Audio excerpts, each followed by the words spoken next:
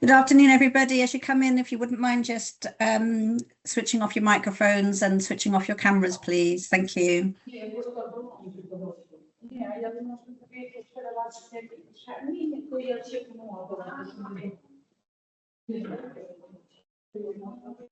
Good afternoon. If you wouldn't mind just switching off your microphones and turning off your cameras, please. Thank you.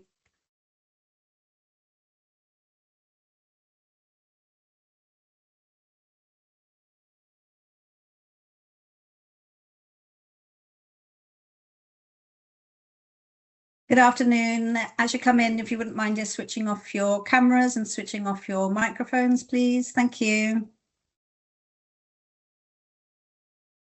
So good afternoon and welcome to the third of the Hydrogen and Advanced Fuels Theme Group webinar series. This one is focusing on hydrogen transport and storage. My name is Natasha Madeira. I am the Business Development Manager for hydrogen from the Energy Technology Partnership, also part of SPEERI. And we will be presenting. We will have a number of presenters for hydrogen transport and storage, and I'll introduce you to those in a moment. So just a bit of background about who we are. So the Energy Technology Partnership and the Scottish Research Partnership and Engineering have merged together a strategic integration of the two research partnerships. And we have formed the Scottish Partnership in Energy and Engineering Research and Innovation, or SPEERI, as it's easier to say. We represent 14 Scottish universities, so representing all of the energy and all of the engineering expertise and facilities in those 14 Scottish universities. And the Hydrogen Innovation Programme is part of that, and that's what I lead at the moment. So there are 14 universities and 10 strategic themes. So we have categories under energy and categories under engineering, and they're up on your screen just there. And you see under energy, there's hydrogen and advanced fuels. And this is why we have developed this webinar series, just to highlight the work that's being done there and to support collaborations between universities and industry, and to look for collaborations beyond that as well. So with each of our strategic themes, we have a theme champion, and for hydrogen and alternative fuels, that's Professor Mamdouh Hussain. He's Professor of Future Energy at Robert Gordon University. So there's a similar representative for each of the other themes. Mamdouh has got a family emergency at the moment, so he can't be with us today, but may drop in if he can at some point during the webinar. For people who've just joined, can you please switch off your microphones and your cameras, please? Thank you.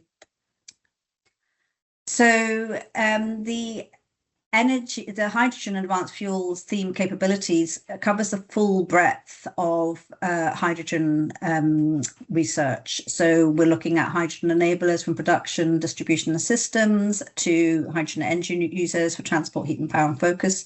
Today's webinar focus obviously on transport and storage.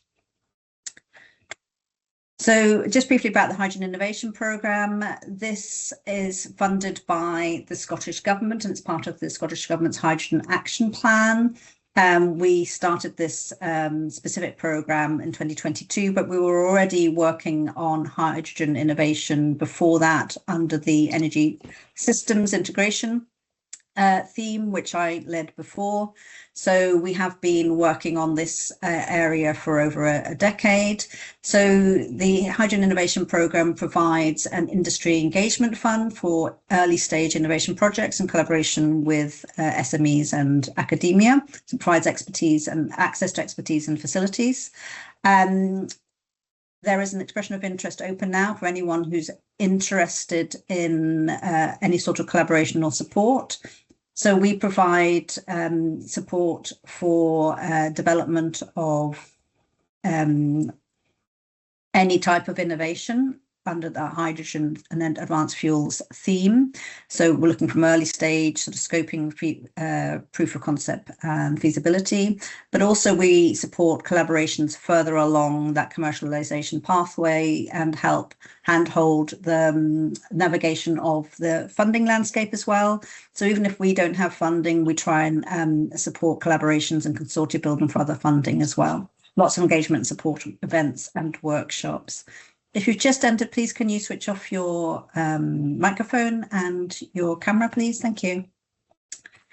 So just to sum up, the kind of work we do under the Hydrogen Innovation Programme, working with the rest of the innovation support network for hydrogen across Scotland as part of the team, Hydrogen Team Scotland approach. We work with the other enterprise agencies, the Innovation Support Facilities Network, Hydrogen Scotland, Scottish Hydrogen Innovation Network, and of course all of the universities and any industry that is part of that ecosystem within Scotland or working on projects in Scotland. So we do cluster building work, commercialisation, internationalisation, working with missions that come to Scotland and support collaborations there as well, and around the academic theme group. And of course, any research, innovation and R&D support you're looking for wider than hydrogen, come to SPEERI because we will support you for collaborations and initiatives across the whole 14 Scottish universities in energy and engineering. So about the webinar series, so we're looking to support new initiatives and collaborations. So these webinars are sort of the springboard for these collaborations, but it's only a part of what we do to support that. We're looking to showcase university and industry or other collaborative projects from both early career researchers to established academics and some of the companies that have already been supported and working with universities. So we can promote sort of knowledge exchange and awareness raising, but also more importantly for the new partnerships. So today we are going to have an overview about policy and support from Jonathan Simpson, who's a specialist in hydrogen and alternative fuels from Scottish Enterprise, and then we'll join our panelists, Dr. Paul Connor and Dr. Gavin Irvin from University of St Andrews. Paul Codd, the CEO from Flexigy, has also done some projects with St Andrews, and then Dr. Julian Muli-Castillo, lecturer in Geoenergy Systems at University of Glasgow. Each will be presenting for around 10 minutes. We'll have an opportunity for Q&A about the presentations, and then we'll go on to a panel discussion with Q&A about potential collaboration opportunities and sort of key issues and challenges. So without further ado, we'll just pass on to John Simpson, if you can put your camera on and turn on your microphone, Jonathan. Thanks, Natasha, and hope everybody can hear me okay. So my name's John Simpson. I'm from Scottish Enterprise, the hydrogen economy team, so hydrogen, CCUS, alternative fuels. And I'll just kind of step through and talk about some of the work that we've been involved in to date, and obviously the relevance into transport and storage in particular. So for those not aware, Scottish Enterprise is Scotland's National Economic Development Agency and one of 3 across the country. Our work centres around 3 core missions as shown here, so energy transition, boosting capital investment and scaling innovation. And under energy transition, we focus on areas like offshore wind, hydrogen, CCUS and alternative fuels. Scottish Enterprise works to these mission areas through targeted business support and wider sector engagement. And on grant funding itself, we operate a number of support schemes, including those to incentivise R&D and capital investment. Funding is typically non-competitive and discretionary, so key to justifying any support sought is what positive benefits this would have on the company's growth ambitions, so job creation, both short and long term, supply chain benefits as well as for the sector and the Scottish economy at large, so that kind of all-encompassing piece. Next slide, please. So a key energy transition opportunity we've focused on is alternative fuels production, and that includes sustainable aviation fuel. We believe that Scotland is well positioned to play a leading role in the production of alternative fuels like SAF. A couple of reasons for that. There's supportive regional and national policy coupled with significant renewable hydrogen production and use ambitions, and that's relevant given the role that hydrogen plays as a key feedstock in producing alternative fuels. And more broadly, there is also the UK's SAF mandate and revenue certainty mechanism, the latter of which is under development, and it seeks to de-risk investment and accelerate SAF production, but like I say, still in the works and under development. Our evaluation work to date that we've been undertaking quite in some detail indicates that liquid fuels will remain critical as part of the energy and fuel mix, especially for aviation and maritime sectors. And the relevance of SAF in this regard relates to transport, storage and use considerations. By that I mean that SAF, being a drop-in fuel, requires very little change to aircraft and existing bunkering and refueling infrastructure. So the adoption challenge should effectively be relatively minimal. And from a decarbonisation and energy security perspective, the key question really is how can we ensure that a significant amount of the fuel supply includes domestically produced alternative fuels. On feedstocks, Scotland has sectors and industries that could provide critical sources of biogenic carbon for alternative fuels production. So these include, not exhaustive, but paper mills, distilleries, breweries, forestry, agriculture. These industries are dispersed across Scotland, but collectively represent significant untapped potential for valorisation and use in alternative fuels production. Kind of on Grangemouth, so as Scotland's only crude oil refinery site, former refinery site, it's a key strategic location to realising production ambitions. It has existing infrastructure, industrial land, logistics, and that includes fuel blending and distribution operations. It makes it a potential really interesting and potentially ideally placed location for alternative fuels production. But with the refinery closing, Grangemouth needs new industrial activity to sustain employment and supply chain capability. And we believe that alternative fuels production provides a viable replacement to that. So it leverages existing skills, infrastructure and logistic networks.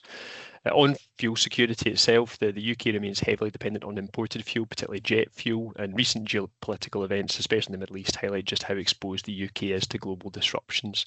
So developing domestic SAF, alternative fuels production capability, is therefore increasingly important for resilience, and Grangemouth, we think, is a key Scottish location to contribute meaningfully to this.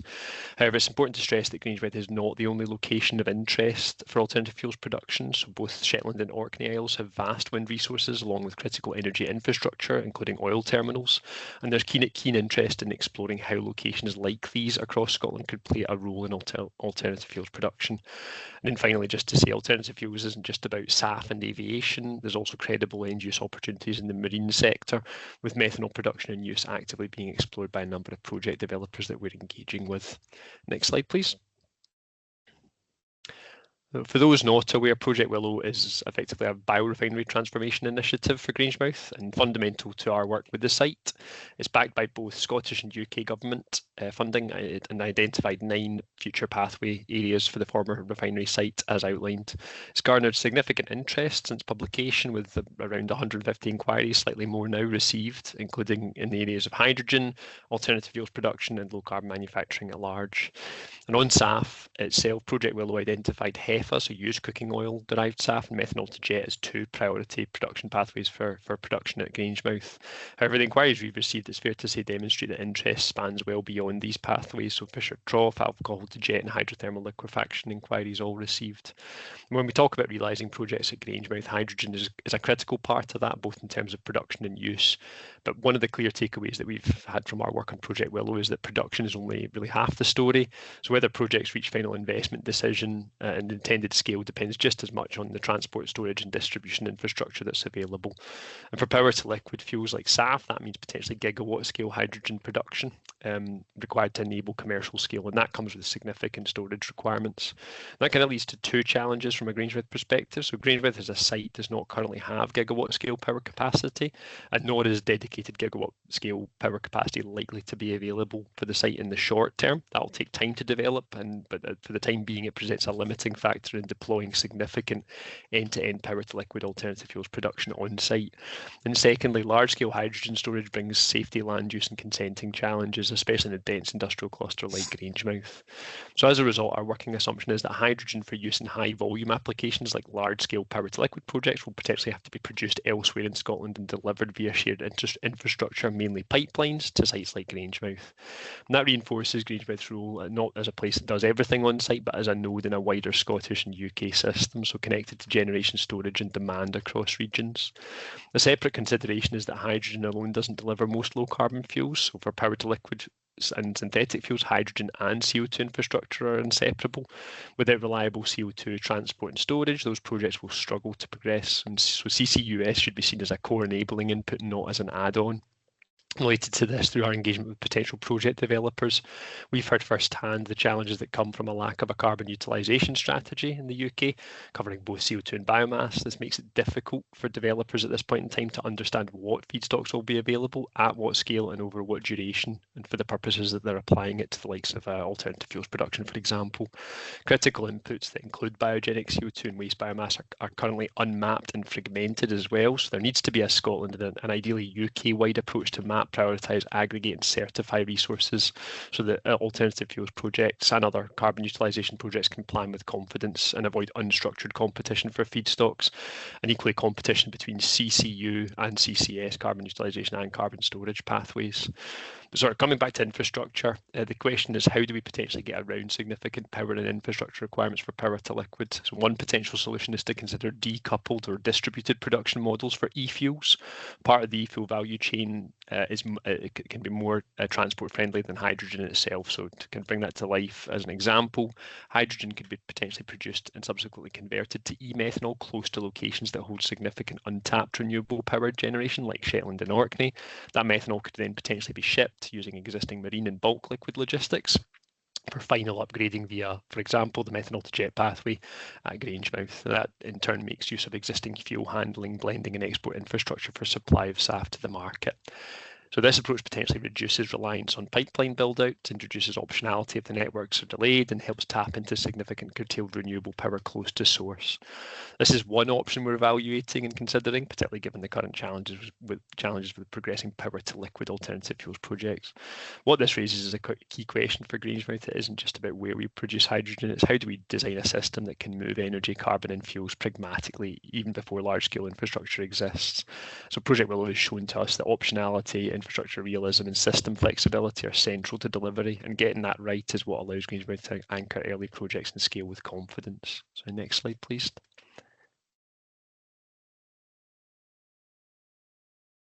So moving beyond project development and in terms of our wider work with the hydrogen sector, we've identified around 1,000 companies in Scotland who are either actively pursuing or could pursue hydrogen supply chain opportunities that also encompass alternative fuels. In turn, we've developed a set of hydrogen fact sheets designed to help companies understand where they fit in the hydrogen alternative fuel supply chain, identify gaps in skills or equipment when looking to tap into supply chain opportunities, and also de-risk their diversification decisions. And a few relevant examples are shown here, both in terms of liquefied hydrogen and e-methanol as a precursor to SAF production. Last slide, please. There we go. So, thank you. Last slide, just summing up. So in addition to the fact sheet, Scottish Enterprise has produced a number of reports shown here. So these include reports that outline Scotland's potential in SAF production, the Grangemouth Industrial Cluster Strategy, CCUS supply chain assessment as well. But to sum up on a few key points to emphasise and close on, so we believe that liquid fuels will remain essential for the foreseeable as part of the energy mix for the UK, and especially in hard to abate sectors like aviation and maritime. SAF is indispensable to aviation decarbonisation while maintaining operational continuity given its drop-in. Domestic production of alternative fuels like SAF can enhance energy security, reducing exposure to volatile global markets, and we believe that Scotland is well positioned to host alternative fuels production with renewable resources, CO2 utilisation potential and strategic sites like Grangemouth. However, given power and infrastructure considerations, distributed power to liquid energy hub type models that consider producing e-methanol at locations with enormous wind power potential like Shetland and Orkney, potentially upgrading to SAF at Grangemouth, could potentially offer a more pragmatic and cost-effective pathway for power to liquid SAF than solely relying on significant infrastructure and grid rollout. So the very last thing to say, we continue to engage with developers and project inquiries with a view to potentially supporting good bankable projects, and while working also with governments to ensure the policy outcomes support the deployment of fuels production activity in Scotland. We're always open to receiving new inquiries and obviously encourage anyone who's on the call today to get in touch if you'd like to discuss any of this further as well. Thank you. Thanks so much, Jonathan. You spoke so quickly there. I'm sure people will be following up with queries. Do open the chat, introduce yourselves to everybody, and add in any questions for any of the speakers for later on. So we'll just quickly go on to Dr. Paul Connor from the University of St Andrews. Hi. Um, so yeah, we work on a wide variety of hydrogen topics. So I'm almost really doing introduction of hydrogen production and touching on a few bits where we about purity, storage, and production. Next slide. Um, Everyone on the talk hopefully knows this, but hydrogen is really useful stuff. Um, it's it burns really easily. It burns hot and clean. You only get water out of it. If you actually do burn, it burns hot, which makes good efficiency, but unfortunately it leads to lots of NOx. So if you're actually burning hydrogen, you do need to look at cleaning up the flue gases. So although it's clean, there's no carbon, you do get lots of NOx. Advertising fuel cells, you don't get NOx from fuel cells particularly. Hydrogen's good in the fact it's made from a nice available feedstock. It's not like lithium. It's fully available. You just need clean water. So you can make hydrogen wherever there is clean water. That is going to be a limiting factor as time goes on, but it's something Scotland is blessed with, is a lot of water around. The most useful thing with hydrogen is it's quite flexible. You can just burn it to make heat if you need heat, distillation or process heat. You can put it into an internal combustion engine, make a car. The BMW hydrogen-powered car there is an internal combustion engine car, or you can convert to electricity. I'll show an example of that later. You can also put it into a fuel cell and convert to electricity. That's our bread and butter. That's what we want to do, but it's not always what you want to do with the hydrogen. Most importantly for hydrogen, you can store it for later. You can put it in tanks and use it later. It's quite hard to store large amounts of electricity in a tank. There are batteries, but it's not so good. Next slide. And can you just click twice? There's, for some reason, some animations have appeared in my talk. And one more. There we go. So yeah, it can be stored easily. Lithium batteries are good, but you can't do grid scale storage of lithium batteries. You just need so many of them. It's quite easy to make hydrogen. You can have local storage in tanks. You can have long-term storage. It's the best picture of a salt cavern I could find. Hopefully we'll get more details on salt storage later. But you can also ship the hydrogen. There are issues with it, but it is something that you can ship around and store, something you cannot do with electricity. Next slide, please. So it's really good. There are some issues. There's all the different colors of hydrogen. I'm not going into colors of hydrogen. I'm going to talk at this stage about the issues. Most hydrogen we use, the hydrogen that was used at Grangemouth was all done by reforming, which is methane, the black and white molecule. Add a bit of water, you'll get hydrogen, the little dumbbells, plus carbon, either CO or CO2. That will always cost a little bit more than natural gas because your feedstock is natural gas, plus you've got everything over the top of that. Electrolysis is always going to be more expensive than the electricity you use to make it. That's your operating costs, but you've also got the capex of having to buy everything, and there are conversion losses. You don't get as much hydrogen out as electricity you put in. So with those losses in capex, hydrogen is always going to be probably twice as expensive as the electricity that goes in, something like that, depending on your system. And at the moment, our price of electricity is coupled to that of methane, of natural gas. So that keeps the electricity price artificially high. So that's where we need to be looking at curtailed electricity, cheaper electricity. The electricity has to be cheap for the hydrogen to be cost effective. And typically at the moment, that always means that if you want to get hydrogen, reformed non-green hydrogen is always going to be cheaper than electrolyzed hydrogen for the short term, which is sad. And so again, if people are going to use it, that's where they'll get it from. And again, Grangemouth used it a lot. Next slide.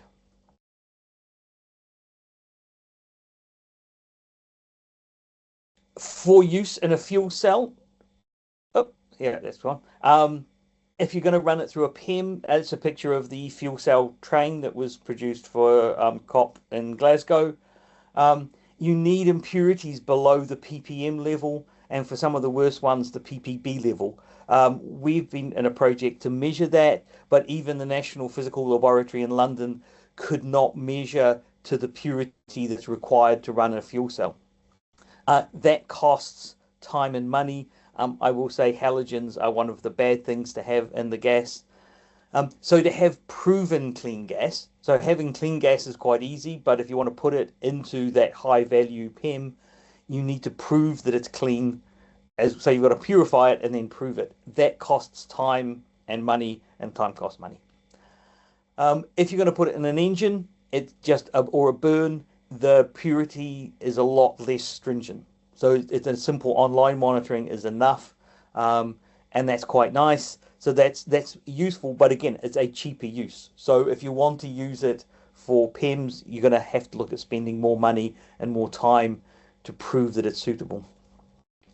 And the last thing I say about hydrogen is it's really hard to compress and store. Methane is quite big, hydrogen is very small, it'll leak through every hole. It's quite hard to compress. Next slide. You've skipped one, I think. So yeah, hydrogen tanks are heavy.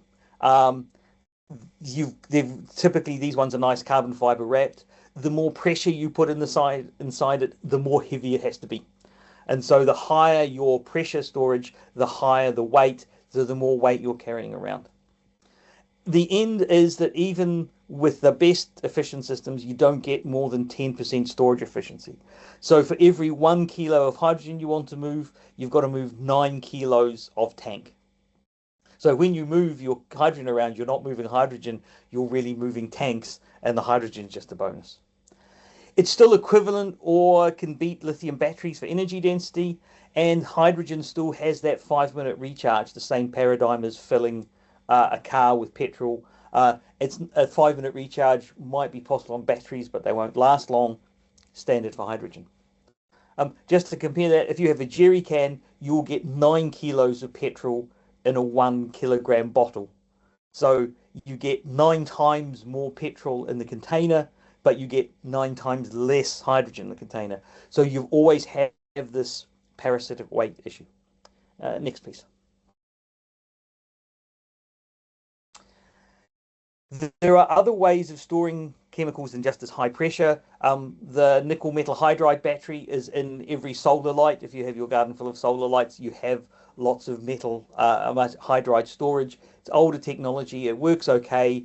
You still need tanks, and you just put this metal inside it, and it holds it in more dense. You don't have quite the same high pressures, but there's a lot of thermal management. You need to cool it down to get it to stick in. You need to heat it up to get it to release. So thermal management is a challenge. Power to X has been touched on. We are interested in ammonia, but methanol, DME, again, eventually through to SAF. They all, however, require conversion. You're all going to start off with hydrogen. It takes energy to then do each conversion step. So there are always energy losses or cost losses. Next slide, please. Just speed up a little bit.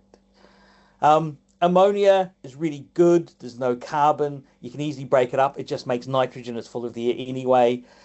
You can easily store it and ship it. It liquefies. It's already shipped around the world a lot because it's used as a fertilizer.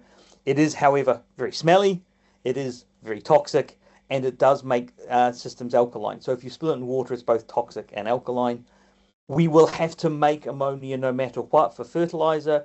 So we need to look at doing this anyway. So this has to be done whether it's used as a fuel or not. At the moment, we just make hydrogen by electrolysis and then use the Standard Haber-Bosch. We're looking at trying to do direct nitrogen gas plus water gas plus electricity to go to ammonia to save all the heating and cooling steps. The Haber-Bosch is energy intensive. Next slide, please.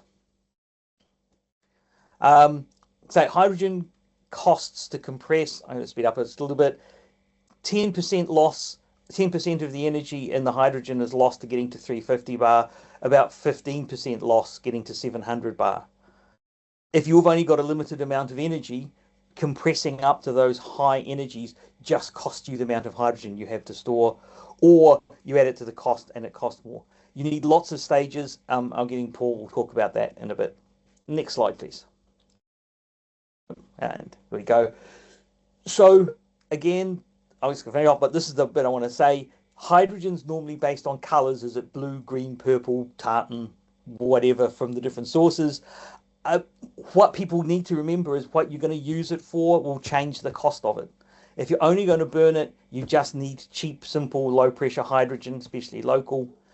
If you're going to say put it into a fuel cell, you'll need it the base, but you'll need that purification cost. So that hydrogen is going to be more expensive than just if you're going to burn it.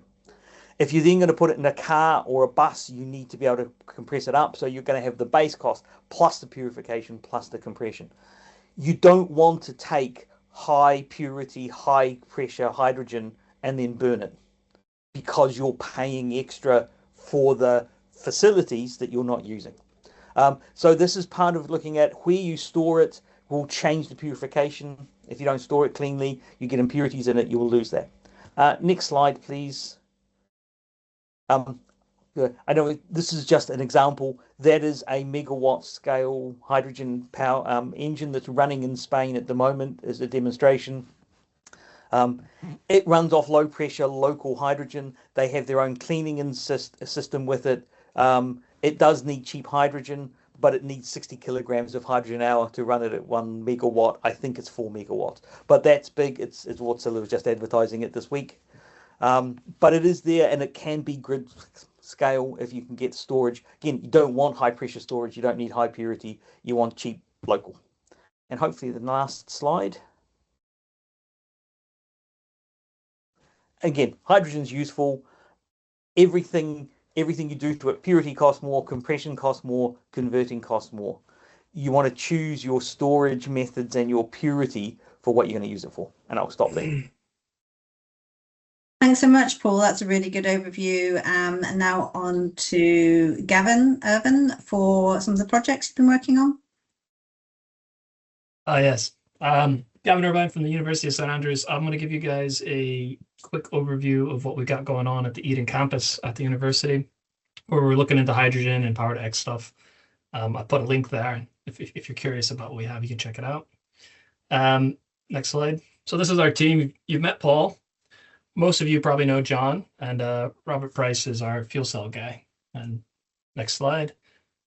Well, we're going to get through these quick. So this is a little infogram that I created that shows you kind of what we've got going on at Eden campus. It looks complicated, but it's not that complicated. So on the campus, we have a 1 megawatt. We'll start with in the corner here. We have a 1 megawatt PV array. So that's already on campus. It's already connected to the system. We're already using it to power our buildings. And integrated with that is a 600 kilowatt hour battery. So the university has a contract with GridImp to manage that and try to bring down the prices. And that's been implemented for the last couple of years. And at the current moment, we're in the process of commissioning our hydrogen living laboratory, which is the PEM electrolyzer you see there in the middle. We have an 80 kilowatt PEM electrolyzer with a refueling station and 226 kilograms of hydrogen storage, as well as a 70 kilowatt fuel cell for producing power.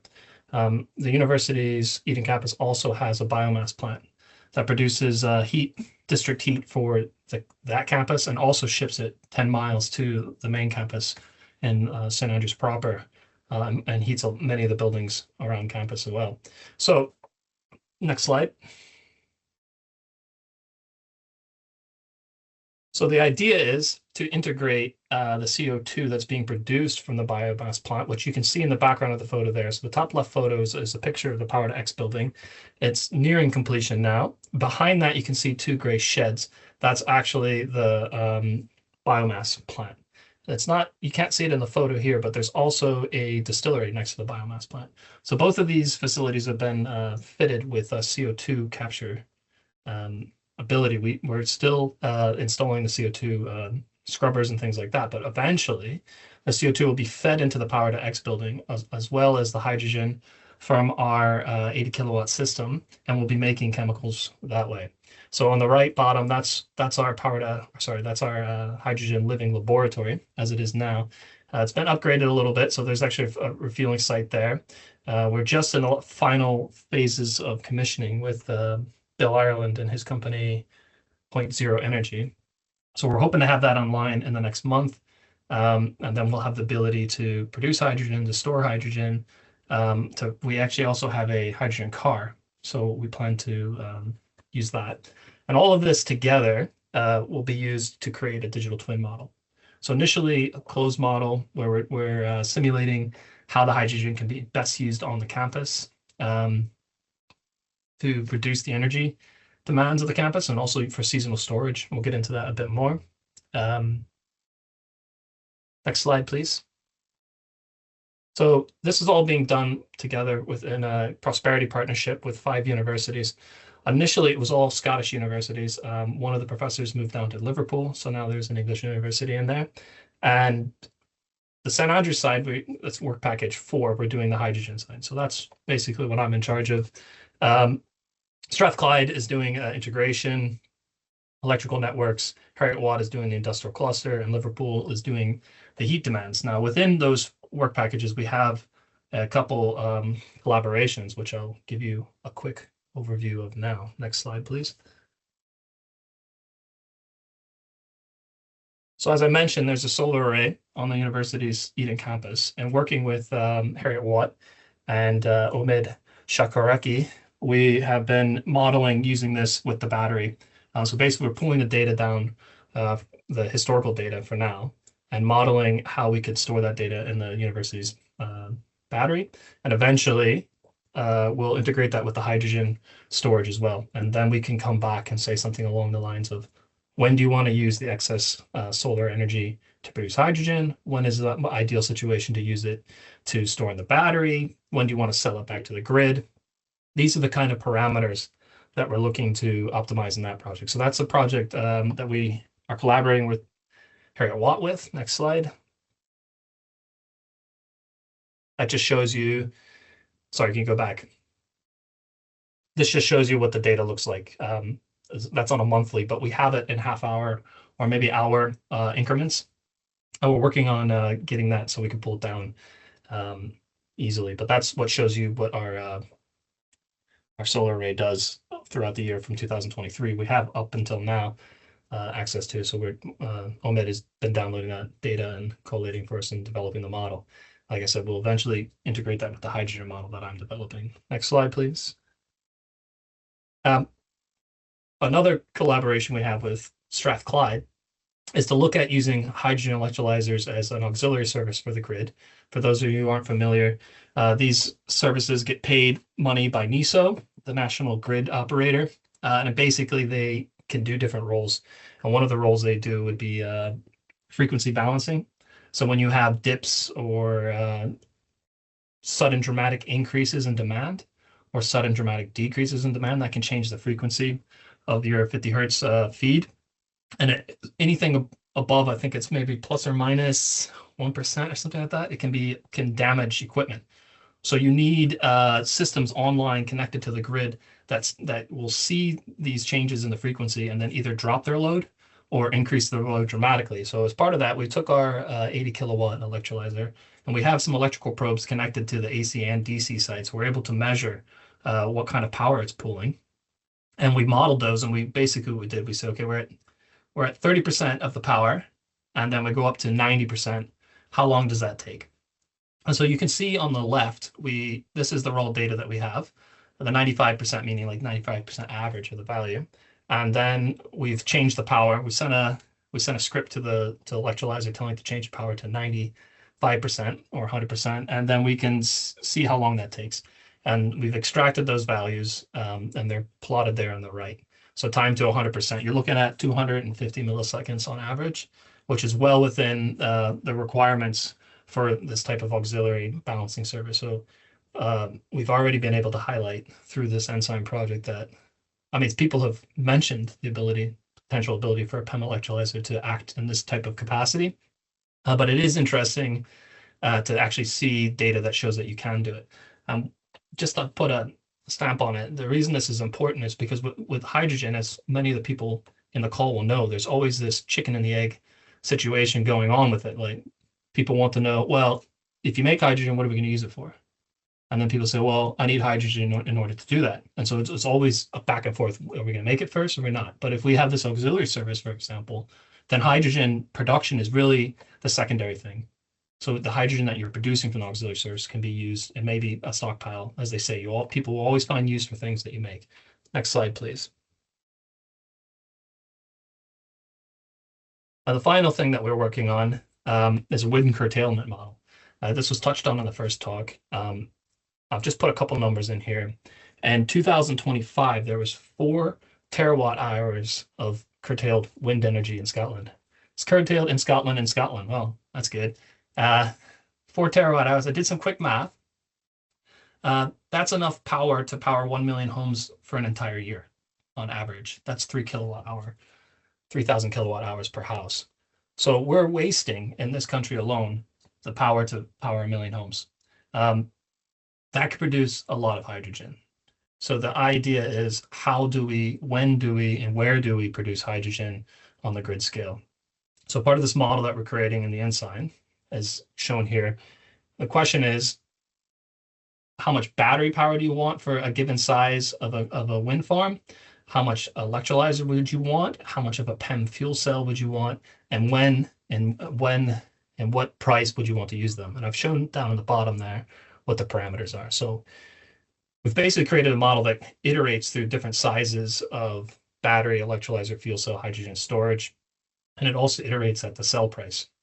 So you sell your electricity at 50 per kilowatt hour, 100, depending.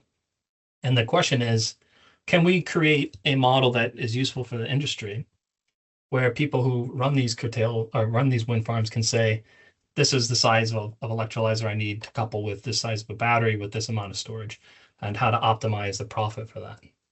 So that's something we're working on now. We're quite excited about that. We're always interested to have feedback from other people. If there's something that you think that we've missed or something that you would like to incorporate in this model, please let us know. I think that's my last slide. So Yes. yeah, thank you. Look at that timing. Thanks so much. Thanks so much, Gavin. That's great. We'll move on to Flexergy and then we'll have a quick Q&A just after Paul Codd, just for clarification on the projects that you've just been speaking about, and then we'll move on to Julian. So please put your questions in the chat. Paul. Thanks, Natasha. So Flexergy specializes in producing the lowest cost and highest flexibility gas compression, storage and transport platform, not only for hydrogen, but also for biomethane and critically for CO2. Next slide, please. So one of the questions, as Gavin said, always gets asked is, so what do we use the hydrogen for? And in this presentation, I specifically picked on distributed power, and we'll see why clearly in the title there that it's competitive with diesel today under the right circumstances. So where the hydrogen is made, either using curtailed energy or using a super smart, efficient new electrolyzer, or via pyrolysis, or there's a cheap form of hydrogen, and then there's a cheap form of compression, storage, and transportation of that hydrogen. Then it's actually cost parity with diesel, or even cheaper than diesel today. So we've developed a new way of compressing gases that is hard. There's a compression technology which is delivering 45% energy savings. The way that we've designed that is to be able to develop projects within months rather than years. And we're doing that for the 3 gases, as I say, not only for hydrogen. We're looking at distributed and off-grid power as one of the key uses, although a caveat on that, we don't provide that entire value chain. We'd be looking to others, whether system integrators or providers of generator technology, or fuel cells, to be able to provide the end part of that, to make the hydrogen and use the hydrogen. We would do that midstream piece in the middle. We can also be injecting gases into pipelines. We can be collecting CO2. We'll talk a little bit more about that later. Next slide, please. So the fully loaded cost of a diesel generator today is in the region of about 35 pence to 44 pence per kilowatt hour. Now that assumes red diesel. Going forward, we don't know how long those incentives to use red diesel are going to be available, and it also assumes that that prices such as the spike from the closure of the Gulf of Hormuz are not included in that price as well. And the alternatives are, upgrade the grid,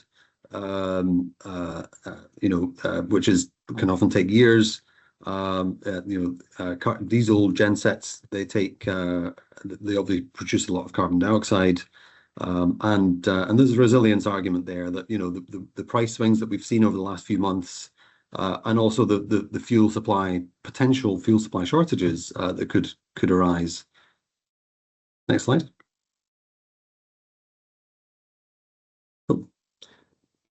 So as I say, we're doing that midstream piece. So we don't produce the gas, we don't use the gas, but that midstream piece, compressing it, storing it, delivering it, buffer storage on site, and that's where we're getting this 45% energy saving, because every time we move from one part of the infrastructure to another, you've got thermodynamic losses, which we're able to mitigate.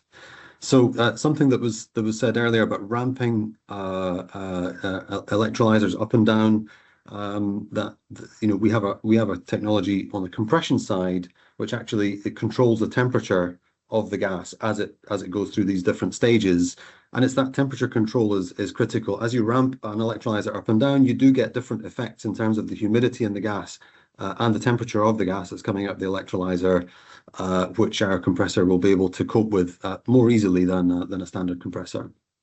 Next slide, please. And at its core, we've got an isothermal process. So that is keeping the temperature of the gas the same as it compresses. So normally you would compress and it gets hot, and then you cool it down in an intercooler, then compress it again, cool it down again, and you do that 3-4 times until you get to your target pressure. Now, what we're doing is we're extracting the heat as we compress, and so the temperature never rises, and we're not wasting the compression that you would normally spend compressing a hot gas. We can compress a cool gas from beginning to end. We had some validation work with University of Strathclyde on a first principles basis before we'd actually built anything, and then we did some validation work with University of St Andrews. So hat tip to Paul and Gavin for helping us to produce an experimental compressor rig that took hydrogen up to 100 bar and to study the properties. Next slide. So we can deliver lower cost, and that's the energy trifecta of lower cost, high resilience, and decarbonize, which was all coming from this 45% energy efficiency. Next slide. And yeah, so the alternatives, the diesel gen set, wait to upgrade the grid, or have batteries instead. All have disadvantages relative to what we're calling here Flexergy clean power, or Flexergy inside enabled clean power. Next slide.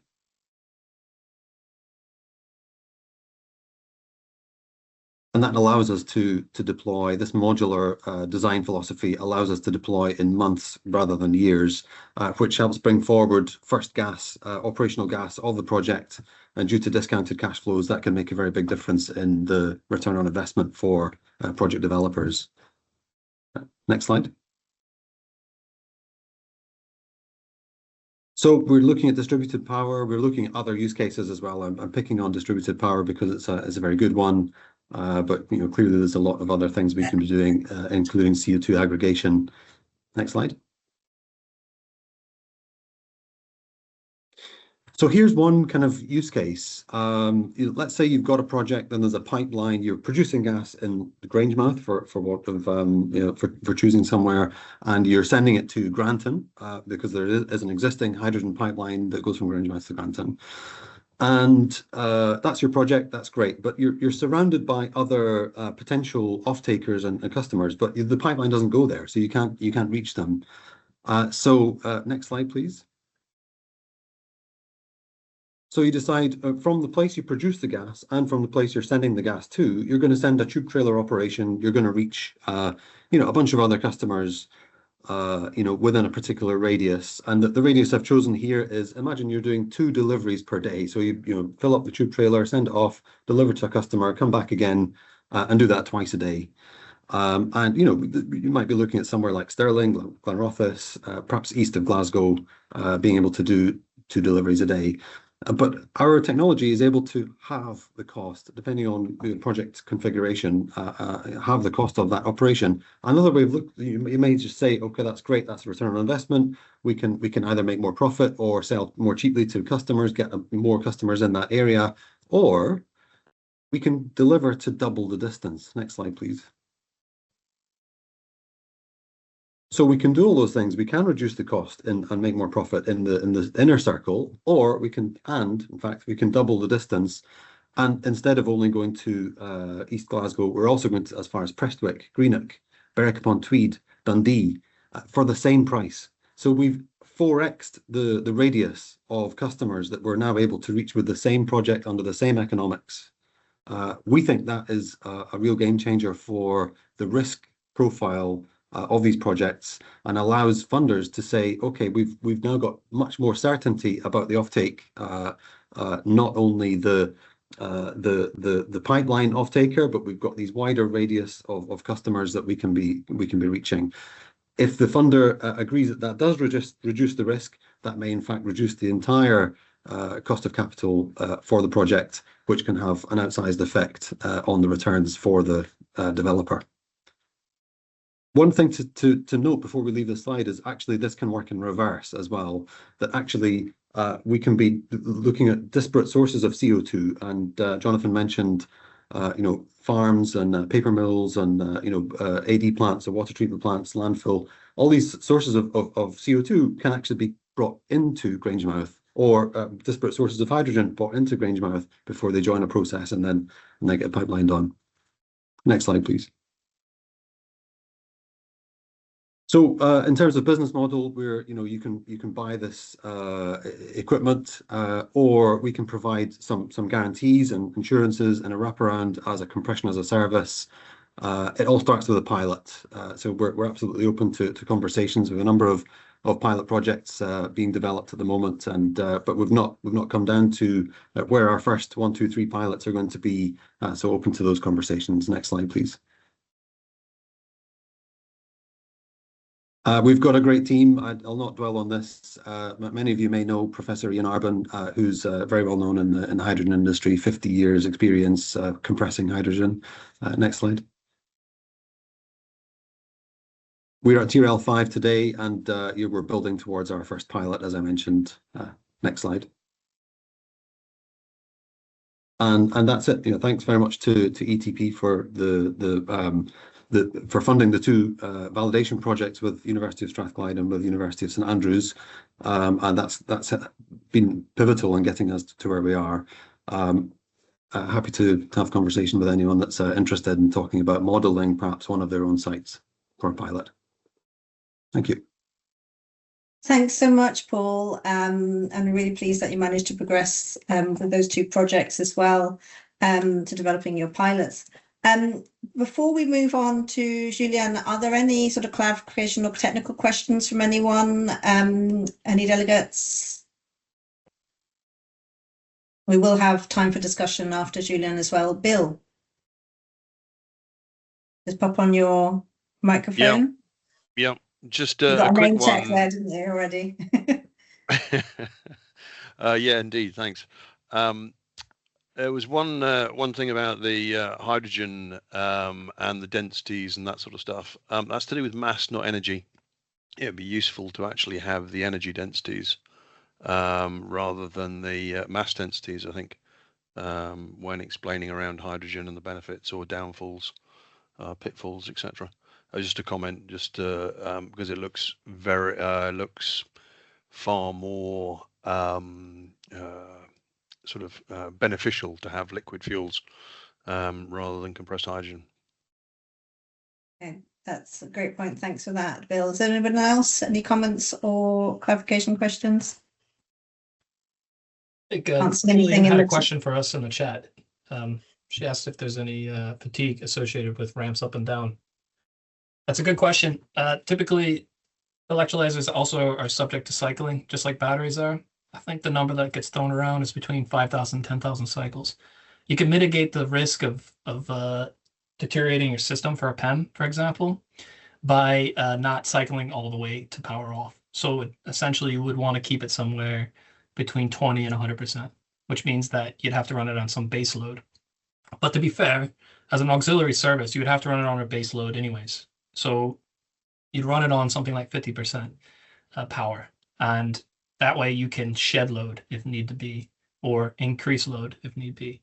So as long as you're not taking the system from off and on, it typically doesn't deteriorate the system as much. And the real danger with operating PEM electrolyzers is really operating them at low power states.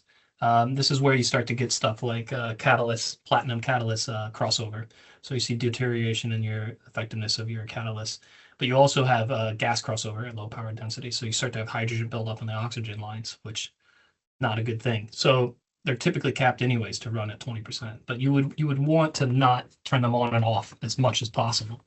And I discussed in the wind curtailment, sorry to go on, the wind curtailment model, but one of the parameters that we optimize for in that model is also the number of cycles, not only for the electrolyzer, but also for the battery.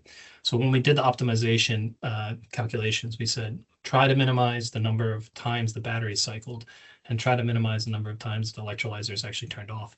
So in a situation where you're doing wind curtailment, it might be that you would choose to pay for electricity for an hour or two in order to keep your electrolyzer running rather than having an extra cycle.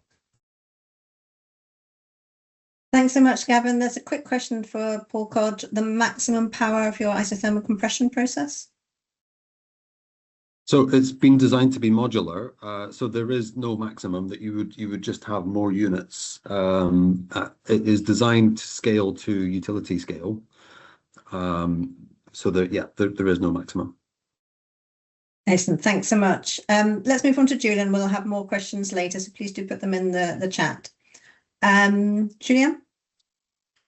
Yes, hello everyone. So my name is Julian Moli-Castillo, and today I'll be presenting a slightly different topic, maybe taking you underground, so to speak, and looking at large-scale storage of hydrogen and CO2, and how we can deploy them together to try and enhance the viability of both those systems. So next slide, please. So the focus of the talk today will be on a system that combines hydrogen and CO2 storage. And it's a relatively simple system to start with. We wanted to keep it as simple as possible. So you have two separate kind of storage processes being operated on the same hub. You have one which is looking at storing hydrogen in a partially depleted natural gas store, and one where the CO2 is being injected in a shallower, again, porous formation. So think of the target formations as the formations where oil and gas is found. So you're not talking about big holes in the ground, you're talking more about like a solid sponge material that's filled with water and filled with residual hydrocarbons, and you're trying to essentially push those away to make room for your hydrogen. So next slide, please. So one of the key elements of those systems is what is known as cushion gas. And cushion gas is essentially a gas that is similar to your working gas. So in this case, hydrogen. So the working gas is the gas that is the quantity of gas that is going to be cycled in on every cycle. And the cushion gas is simply there to remain in the formation and prevent negative effects and mitigate the mixing with some of these residual hydrocarbons, and also provide a pressure buffer to allow the system to operate as expected over time.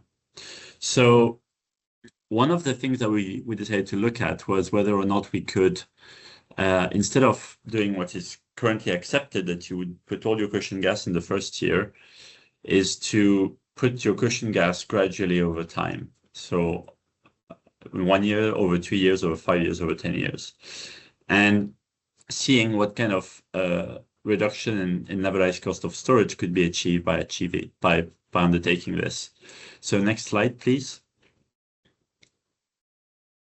So the other element was to look at and compare two different kind of scenarios for the cost analysis.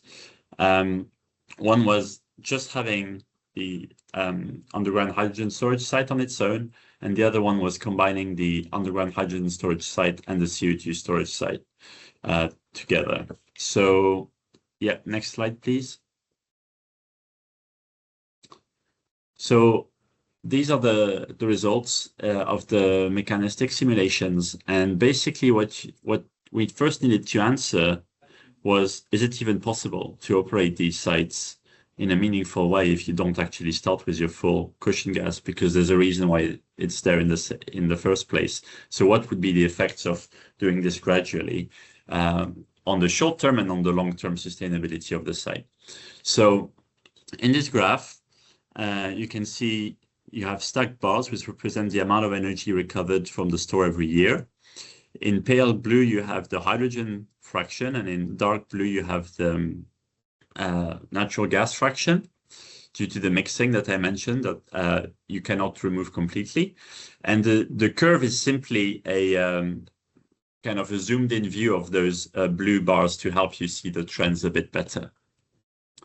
So if you do it over 2 years, you see that in the first year, you do get a slight peak in the amount of methane that is being recovered from the store. And this is, as you would expect, because you haven't put all your cushion gas, so you essentially get some mixing and you're flushing out some of the methane.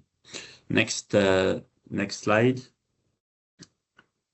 So the next, if you do it over 5 years now, you can see this trend kind of keeps going, and you get more methane in the early years, but then you can see that it decreases as you add more and more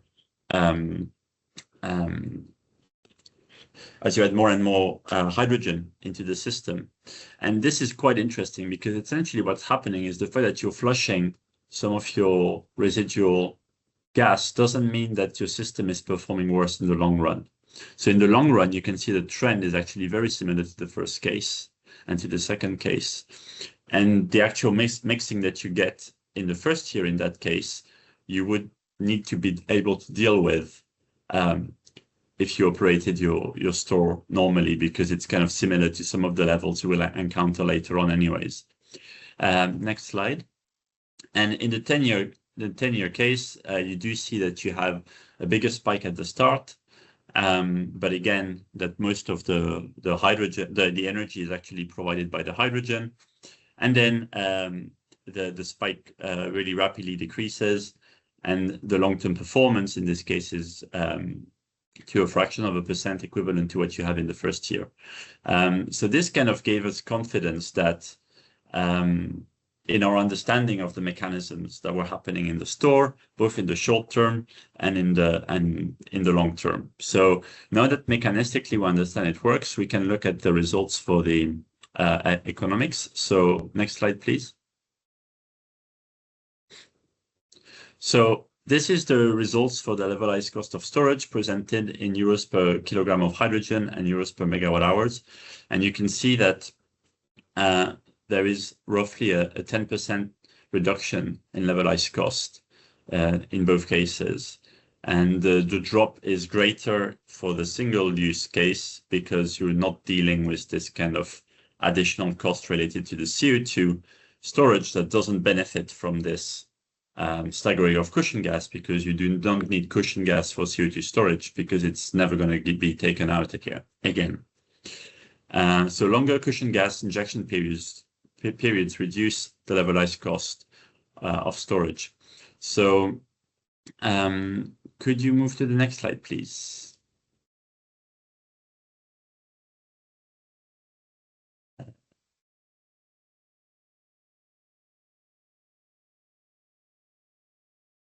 again. Oh, yeah. Yes. Okay. So this is the second to last slide. So I'll spend a bit more time on this one to explain to you some of the synergies that can arise when you think of those two joint systems. So we've seen that the scheduling effect doesn't necessarily impact the long-term performance of the system and remains fairly manageable in the short term, and can lead to a reduction of around 30 cents in this particular example, dropping from 2.9 to 2.6 euros per kilogram of hydrogen. So what's the cost of adding CO2? You want to add your CO2 storage element to this, right? So you're adding your CO2. And if you're going to pay for your CO2 via the hydrogen, go back. Sorry. Yeah. In the section 2 here, you can see that you're adding 36 cents to your storage cost. So this means that you will see an increase in your levelized cost of storage of around 7p, so 3%.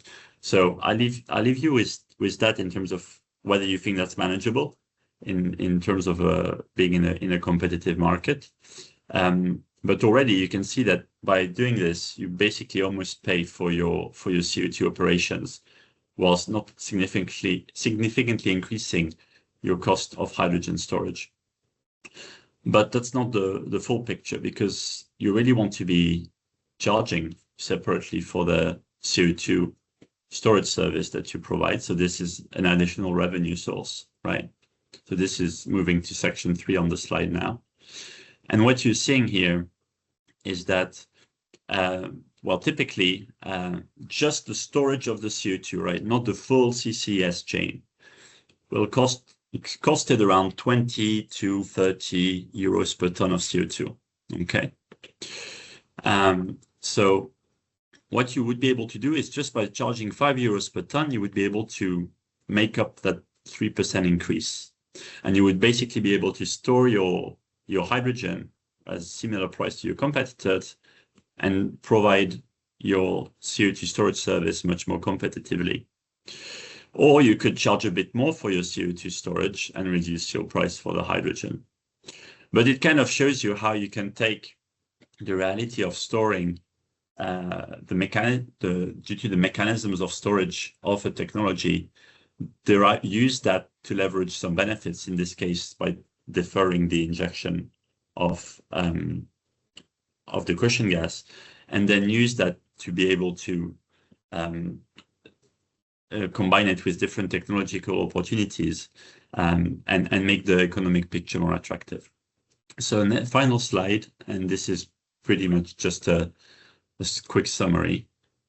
So basically, hydrogen scheduling enables cost savings. And this is CO2 storage does not require cushion gas. And because hydrogen is expensive, deferring the injection makes it cheaper. And then the second case is CO2 storage enables additional revenue by combining the benefits that you gain from the hydrogen storage and the revenues from the CO2 storage to make both more attractive. So this is a good example of how multi-use can enable value transfer between different services. Thanks. Thank you so much, Julian. I love to see that comparison between the two two gas storage uses. Can you just clarify cushion gas to people, please?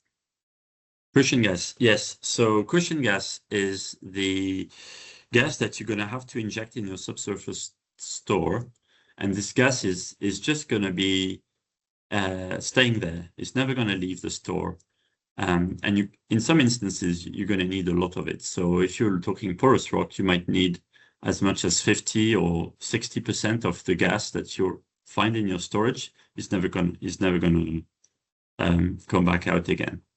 And this is simply because of all these impurities that you have, the water, the other gases, and the fact that you need some excess pressure in your system provided by this gas bubble to be able to retain the deliverability that you need to be able to produce your gas, the portion of the gas that you're actually cycling in and out. And this is one of the major costs of subsurface hydrogen storage. Thanks so much. Can everyone just put on their cameras who are the panelists while I just ask Julian another question that's come from Paul. What are the impurities in the stored hydrogen gas? So thanks, Paul. That's a very interesting question. And actually, I think we should probably discuss that a bit more in the panel discussion, because I think it has a lot of implications for the system design.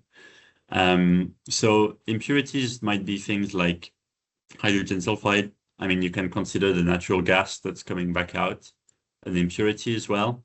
You could also, if you're going to burn it, it might not be something you want to get rid of, because in terms of volume, it contains more energy than hydrogen. So in the charts that I showed, you're actually getting more energy out than you're putting in if you take the whole gas mixture that's coming out of the ground. And then you can also have some fines, particle, water vapor, all of these. There's quite a long list, but we can discuss that later.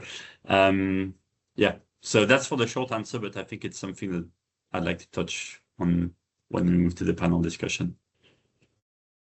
That's great. I've got some more questions for you all, but just everybody who's on the panel, just put your cameras on. That includes John. And just to say, the panel discussion, we're going to explore things like industry and policy needs or potential collaboration opportunities, how to support wider engagement with the hydrogen alternative fuel sector, what is needed, what the priorities are.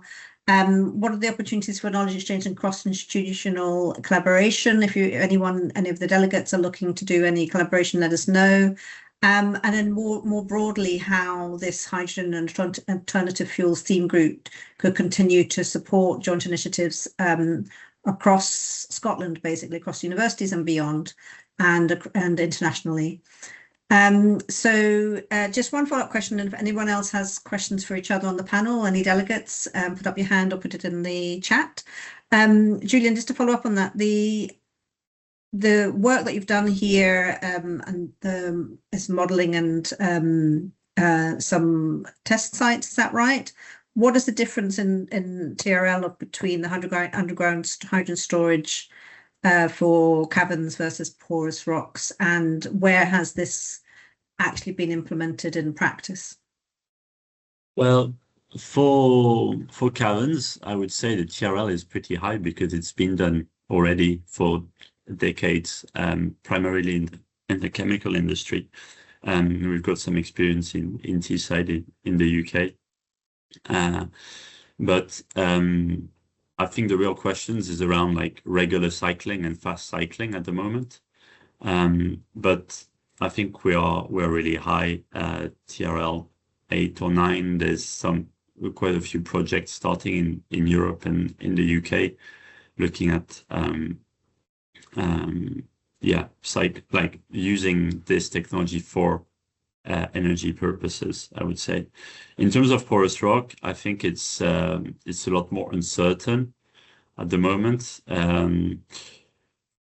There is some experience related to town gas storage, and a lot of some of the gases that are currently being extracted contain a lot of hydrogen in them in their stream.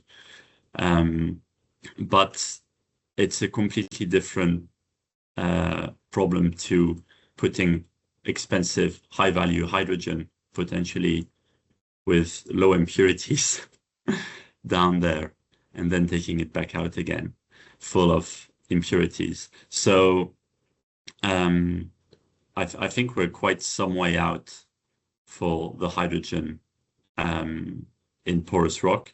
In fact, since I started this research a few years ago, there's been a lot of work that has shown that actually you can have a lot of bio degradation and biomethanation, converting your hydrogen back into natural gas in the subsurface.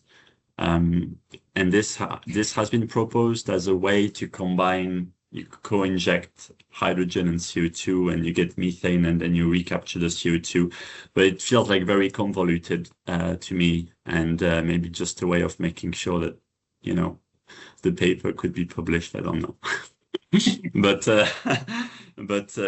putting a positive spin on it. But basically, I think there is a lot more work, and that we're going to have to be very careful on the sites we select for this technology. Okay, thanks so much, Julian. That's really interesting. And please do put any questions, or if you're looking to collaborate on anything in this area, please drop Julian a line. Paul, yes. I'm just wondering, Julian, if you've done any modeling on injection rates versus extraction rates, is it the same rate of gas going in as gas coming out, or is it different? And also around the step down process, you know, if once you're extracting and then you're maybe pushing it into a gas grid or something, is there a step down in pressure? So what kind of pressure does it tend to be at when it's underground? So the storage pressures will be around 100. Well, in the modeling I've actually done in those hypothetical scenarios, I was around 120 bars, something like that. So I haven't done any modeling of the actual surface operations. I've just focused on the subsurface. But yeah, you get basically, because you're dealing with the porous media, you tend to get a spike when you inject, and then you get a drawdown when you produce. And the difference in my simulations was around 15 bars, I think, something like that, between the peak and the trough of the cycles. And the fact that you have a connection to the wider aquifer, so essentially the way the subsurface works is you kind of, I mean, if you imagine you have an upside down ball in the ground, right, and you get, like, you have a sealing layer prevents the gas from leaving, and then this ball, if you think of having the ball upside down in the sink, you have this bubble of air, and when you push air into the ball, some water will come out, and vice versa when not. So obviously it's not quite the same in a porous system, but you do get this kind of buffering that happens with a time lag, and that this is both a positive and a negative, because it moves water back in, but it also provides pressure support. So it needs to be managed correctly. Paul, you have another question? Or is that the same hand? If I may, yeah. Yes, of course you can. It's a question for Jonathan. In the sort of pathways to SAF, are you looking at direct production of SAF or via methanol as a kind of en route step, or both of those? Yeah, I mean both could have a role, but I think it's around that, you know, certainly that decoupled option, whereby you're not trying to cite all, particularly for power to liquid, all parts of that power to liquid process in one location, because it's become quite apparent to do that at scale, there's a lot of power required, there's a significant amount of CO2 required on site. There is a trade-off then about, you know, the efficiency that you need if you've got multiple different methanol production locations, for example, and then you're trying to aggregate that methanol together to get the volume needed for methanol to jet. But maybe bring Paul Connor into this, because I think some of the points you made, Paul, around, you know, the number of conversion steps needed, that, you know, the loss of efficiency as you're accumulating. I don't know if there's any view that you would have in terms of from where you're coming from in terms of that. You know, I think if I remember rightly, you targeted, you know, ammonia as a key molecule. Methanol, does it come into that same category for you as well? SAF obviously is later down the line potentially, but yeah, maybe sorry, Paul. I realise, Paul, I'm asking a question by answering a question by asking another question. That's fine. I mean, it's actually getting the methanol made or the ammonia made. The first step is actually the most energy intensive one. The rest of it is what I call organic chemistry. Other people do that, but it's actually reasonably efficient. It still has costs, and it might be 5-10%, but that still affects the bottom line. I do like decentralized methanol production. If you've got 10 sites, they're not all going to break down at once. If you've got one site, one breakdown kills your feed. So the fact that you've got resilience, and shipping methanol around is no different from shipping petrol around, and it's quite happily shipped around the country. Everyone's quite happy with it. It's a standard industrial material. So there are things, but it makes sense. Get the methanol, get the hydrogen to methanol. It saves compressing it. I mean, you could compress the hydrogen and move it, but it's so much easier to handle liquids. It's why we use petrol. Petrol's such a good fuel. It's just a pity it has carbon in it. Julian, you have a follow-up question?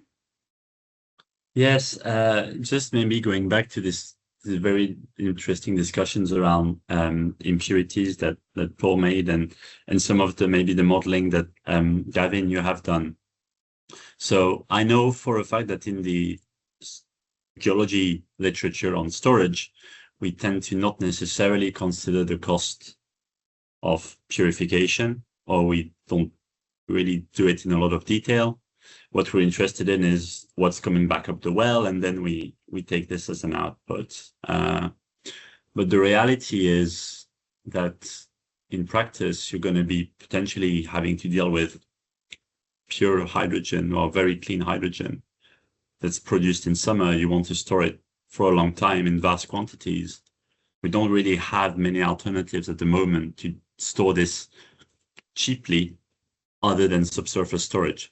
But then the question of who bears the cost of the purification on the other end, I don't think is well addressed, and which actor is going to have to bear that cost is not clear to me. So I was wondering, is it something you've come up in your own work, in your modeling, and how do you deal with that? I think it's an interesting question. Go ahead, Paul. Can I do the chemistry first, and then you can talk about the financy bits? If that makes sense. Yeah. The processing is your hydrogen's coming out is basically what the reform gas is that comes out of reforming natural gas, because it's the same impurities in it. So that technology is there and can easily be used. So I mean, BOC, they have it running now. So the actual process of doing it is done. Proving it's done actually costs more probably than doing it, if that makes sense. If you want to put petrol for your car has to be standard. Hydrogen, if you want to put it in a PEM, there is a standard, and the standard is tough. But if you're going to put it into the big engine, the purity levels of that's a diesel engine that they've tweaked to run on hydrogen. A little bit of hydrocarbon in it's not going to cause a problem. But the cost will be the end use. But we'll let Gavin, if he had got any inputs on. No, I think it's an interesting discussion. How to store hydrogen effectively. I think the issue that I see with salt cavern or underground storage is the same issue that you have with Haber-Bosch, which is that you're geographically locked into certain places. So the Haber-Bosch cycle is efficient, although it is energy intensive. Once you get it up to temperature, it is quite efficient at producing ammonia. But you need to have huge scales to reach that efficiency because of the heat demand required. Which means you'd have to move the hydrogen from where it's produced locally around a wind farm or something where you have curtailment to where you can use the hydrogen and ammonia if you want to store it that way. The same issue geographically applies to storing it underground. You have to move the hydrogen from where you produce it to the hydrogen storage underground. So I would be curious to see what the numbers comparison between the two would be. It might be, and I think this is something I've said to people previously about future energy networks. I think we're moving from a paradigm where we had centralized one shoe fits all solutions to energy problems. And we're kind of stuck in that parallel or tunnel vision. So when people talk about future energy networks, they're asking questions like, what's going to win, batteries or hydrogen? And the answer is yes. We're going to need both because they cover different aspects. So ammonia versus storing it in rocks is probably yes as well. You're probably going to need both, and it depends probably on if you have the storage capacity. I know they were talking about doing that, storing in depleted oil fields out in Aberdeen. I think they had a bunch of investment going into that. Maybe that might have been carbon capture. I might be confusing the two. So yeah, it's interesting. I think Paul also touched on an important topic, which gets into something that I meant to mention during my talk, which is the H100 project, where they're actually blending natural gas with hydrogen. And what's it called, Paul? Just pure hydrogen. They've got a separate. Just pure hydrogen. Okay. Yeah. So, but you can also blend 20%, up to 20% by mass hydrogen into natural gas without having to change any of your burners or anything like that inside your house. All your boilers can operate off of that. So that's a huge untapped reservoir for storing hydrogen. The entire natural grid can take up to 20% of hydrogen in it. So you could store it that way as well without having to worry about hydrogen. And then I guess the question would be, Paul mentioned in his talk that hydrogen is always going to be more expensive than natural gas. I don't see it that way. Because you can use energy that's going to waste to produce hydrogen, I think that you end up with cheaper hydrogen than what you have from natural gas. You become dependent on local resources rather than on international diplomacy or international conflicts like we are now. We've seen this play over in the war in Ukraine and then the war in Iran, where the UK has been left with its pants down, frankly. So we have the wind capacity, we have water. So to me, it just makes sense to try to push towards hydrogen. I know there's a bunch of things that we need to figure out, but I think as you see, there's plenty of smart people in this country who have a desire to figure it out. So, yeah. Thanks, Kevin. We have a question from Michael Acanteo. His question is about what the policies are currently what are the policies currently engineered towards increasing demand for hydrogen industries, especially hard to abate industries, because most of the conversation has been around production and supplies here. So just to add to that as well is what are the most effective instruments for demand creation? So quotas, carbon pricing, operational subsidy, or public procurement. So a policy question. Jonathan, you sort of came in a little bit on response to that. Do you want to go first? Yeah, and I think I don't want to oversimplify the task that policymakers have in terms of considering what is needed to drive forward sectors, but fundamentally so I'm looking at it from an alternative fuels perspective. You need both hydrogen and carbon, and hydrogen gets a lot of focus and attention from a utilization point of view, and as you know, there is hydrogen strategy and subsidy and policy mechanisms in place for this as a framework ultimately, albeit the advancement of the future hydrogen strategy, clarity on what's happening with the HAR rounds, that's needed urgently. You know, that there's no two ways about it. I think that's widely referred to across the hydrogen sector at this point in time. But it effectively, you know, parking hydrogen to one side, when you're looking at alternative fuels, you need carbon sources, be that biomass or CO2. And at the moment, the UK is in a position where, so CCS has been the main focus. That's understandable given decarbonisation objectives. But the products like alternative fuels require carbon in various different forms. There is no strategy for carbon utilisation in the UK at all. It's left entirely to the market to decide what's the best how to use carbon, how to commercially, you know, dispose of it, you know, effectively derive some form of credit from it. So with that, you know, there needs to be it's not an insignificant amount of carbon that's needed if you want to produce alternative fuels at scale. So not having a strategy or framework in place, leaving it to chance, that's not a way to build an alternative fuels production sector at all. You know, the Danes in Denmark, they've taken a completely different approach where they have formalized CCS and CCU in two very different approaches. They have a power to liquid, power to X strategy. We don't have that in the UK. We have a SAF mandate. The SAF mandate is a decarbonisation tool. It's not a production tool at all. It has no provision in place to stop imports of SAF. We import 97% of SAF now. So that's on top of our heavy imports of jet fuel. So when we're talking about policy gaps in the UK, fundamentally, I think a big issue is that some of these, what are energy matters fundamentally, don't sit in energy departments.